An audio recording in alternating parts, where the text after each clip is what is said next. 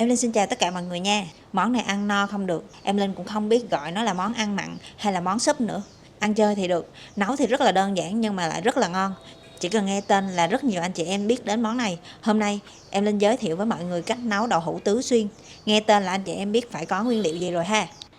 Ở đây thì mình sẽ có đậu hũ non ha. Đậu hũ mình mua loại hình chữ nhật sẽ dễ cắt hơn 2 hộp đậu hũ. Tiếp theo là nấm đông cô khô 20g. Ở đây mình có một cái cải rất là đặc biệt.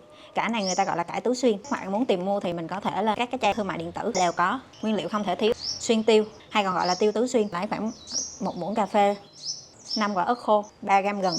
Không thể thiếu phần sa tế được. Đây là phần sa tế đặc biệt em Linh tự làm. Mình chỉ thêm 1 muỗng canh nó sẽ giúp nổi bật hương vị của món này lên. Tiếp theo là tương đậu bản. Tương này thì mình sẽ dùng của hãng Ly Kum Ki.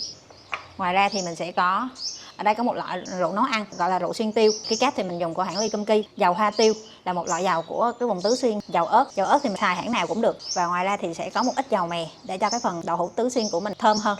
Và tiếp theo thì ở đây mình có 100g thịt nạc băm. Để cho cái phần thịt của mình nó mềm thì mình sẽ dùng phần thịt nạc dăm. Đậu hũ mình sẽ sơ chế sau nha, vì nếu sơ chế sớm đậu sẽ bị ra nước và sẽ không còn ngon nữa. Mình sẽ đi ngâm nấm đông cô này trước. Mình sẽ cho nấm đông cô vào cái tô, cho một ít nước vào nấm, ngâm khoảng nửa tiếng. Trong khi chờ nấm nở mình sẽ ướp thịt. Mình sẽ ướp vào đây 1/8 muỗng cà phê muối, 1/4 muỗng cà phê bột ngọt, 1/4 muỗng cà phê bột nêm, 1/2 muỗng cà phê bột năng. Để cho phần thịt của mình mềm hơn thì mình sẽ cho vào đây một tí xíu dầu ăn. Nếu như mà phần thịt của mình nó nạc quá, mình trộn đều cái phần thịt này lên.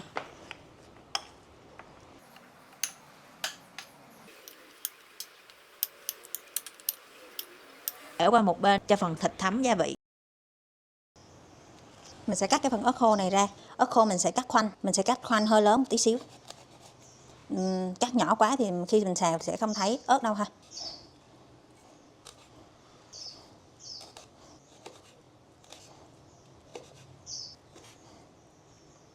Và ớt này thì mình sẽ bỏ hạt. Mình rải ớt mà ớt khô thì mình rải ra là được ha. Còn nếu như mà mình không có ớt khô thì mình có thể dùng ớt tươi vẫn được. Ớt mình đã cắt khoanh xong. Gừng ở đây lấy khoảng 3g gừng. Mình sẽ đập dập. Sau đó thì mình băm nhuyễn. Gừng thì mình sẽ băm nhuyễn như thế này. 1 muỗng cà phê xuyên tiêu này thì mình sẽ giã nhuyễn. Mình cho vào cối, dùng chày để giã. Xuyên tiêu sau khi giã nhuyễn thì mình sẽ rây lại và mình sẽ sử dụng một tí xíu thôi để cho cái phần đậu hũ của mình có mùi thơm của xuyên tiêu. Không cần phải cho quá nhiều, vì cho quá nhiều thì mùi nó sẽ rất là nồng và ăn sẽ không ngon nữa. Mình sẽ lấy 1 muỗng canh sa tế đặc biệt này. Đây là cái phần cải mặn tứ xuyên. Mình sẽ chỉ lấy ra khoảng tầm 15g thôi. Cải này thì mình sẽ cắt hạt lựu. Phần cải này thì mình cũng sẽ không rửa và mình cắt hạt lựu luôn.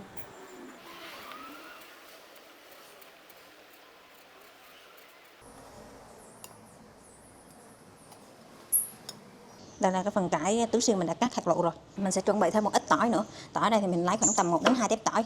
Mình băm nhuyễn luôn. Rồi mình sẽ cho tỏi vào luôn.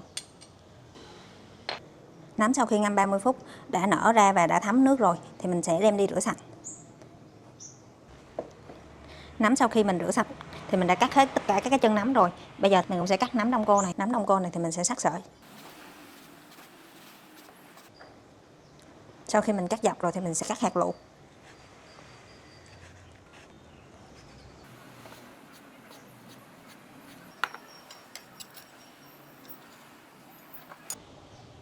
Đậu thì mình sẽ cắt đôi theo chiều ngang. Sau đó thì mình sẽ cắt dọc làm 5.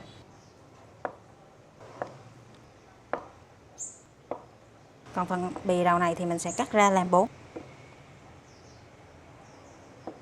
Nếu như mà đậu mình cắt to quá thì sẽ không thấm gia vị, mà cắt nhỏ quá thì đậu lại sẽ dễ bị nát ha.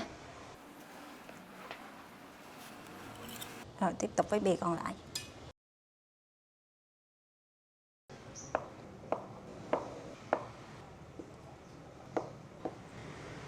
Đậu sau khi mình cắt xong thì mình sẽ đem đi trần sơ.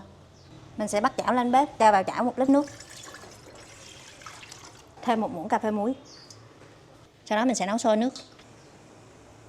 Sau khi nước sôi thì mình sẽ cho cái phần đậu vào nha.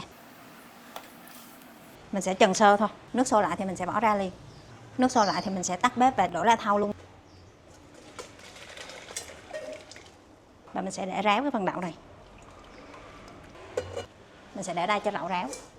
Ở đây thì mình sẽ chuẩn bị sốt xào luôn ha. Mình cho vào nồi 300ml nước lọc.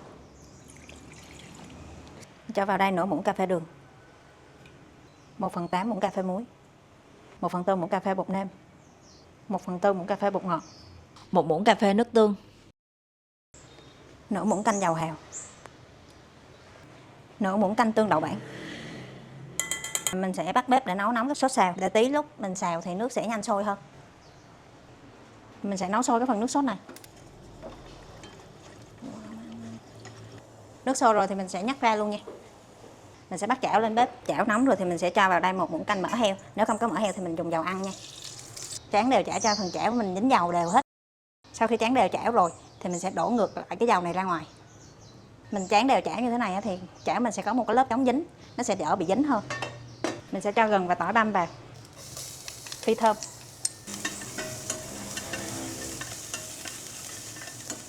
Gừng tỏi thơm rồi thì mình sẽ cho cái phần nấm đông cô vào. Tiếp theo là mình sẽ cho cải mặn vào luôn.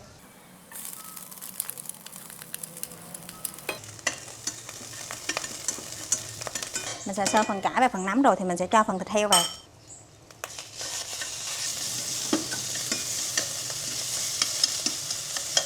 Mình sẽ xào tơi cái phần thịt heo này ra.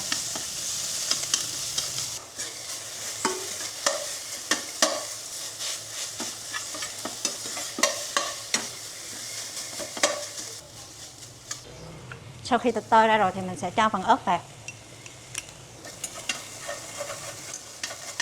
Mình sẽ xào cho phần ớt thơm lên rồi thì mình sẽ cho các nguyên liệu khác ha.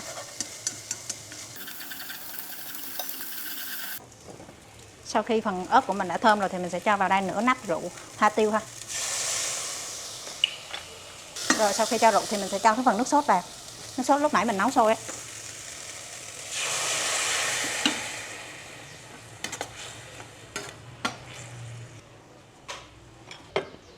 Nước sôi rồi thì mình sẽ cho cái phần đậu hũ vào. Khi cho đậu hũ thì mình sẽ đảo nhẹ thôi để tránh đậu hũ mình nó bị bể ha.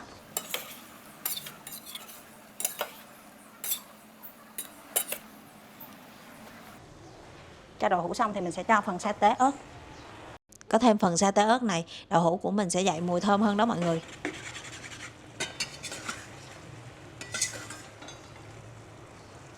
Mình sẽ tạo độ sánh nhẹ bằng nước bột năng. Ở đây mình sẽ cho nửa muỗng canh bột năng, kèm theo đó một tí xíu nước. Rồi mình sẽ cho vào luôn.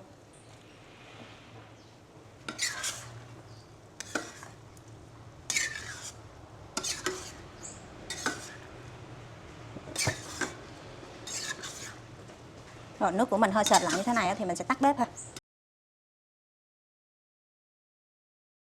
Mình sẽ bắt một cái nồi đất lên trên này, bật lửa và nấu cho cái phần nồi này nó nóng lên. Khi nồi nóng rồi thì mình sẽ đổ cái phần đậu tứ xuyên này vào. Đó, khi mà nó nghe xào như vậy là được ha.